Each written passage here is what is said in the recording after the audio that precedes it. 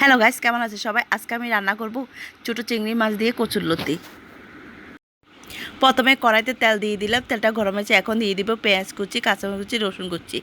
একটু নেড়ে চেড়ে ভেজে দিব।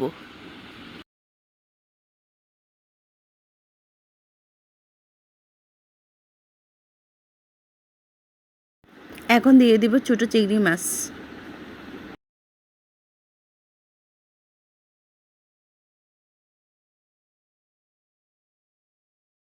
এখন আরেকটু নেড়ে চেড়ে ভালোভাবে ভেজে নেব।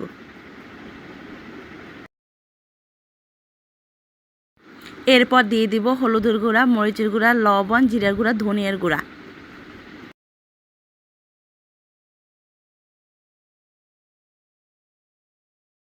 এখন মশলাগুলোকে একটু তেলের মধ্যে ভেজে নিয়েছি। এরপর সামান্য পানি দিয়ে ভালোভাবে কষিয়ে নেব।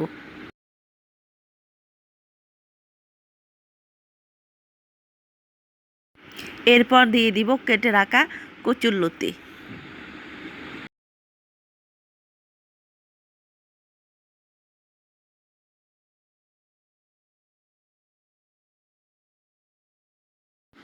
এখন একটু নেড়ে চেড়ে দিব। এরপর একটা ঢাকনা দিয়ে ঢেকে দিব, যেন বাপের মাধ্যমে কচুরলতিটি ভালোভাবে সিদ্ধ হয়ে যায়।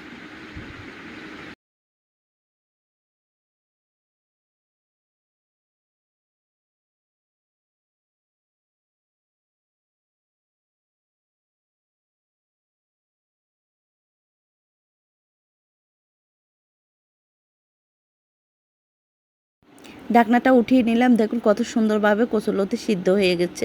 এখন একটু নেড়ে চেড়ে আর একটু কষিয়ে নেব। এখন ঝোলের জন্য পানি দিয়ে দিব। এরপর কিছুক্ষণ রান্না করে নেব। কচুরলতি আমার কাছে খুবই ভালো লাগে, কিন্তু কাটতে কষ্ট, কিন্তু খেতে অনেক মজা। আমার রান্না কমপ্লিট। ধন্যবাদ সবাইকে। ভালো লাগলে লাইক করবেন, শেয়ার করবেন। Tata, bye bye. দেখা হবে পরবর্তী ভিডিওতে।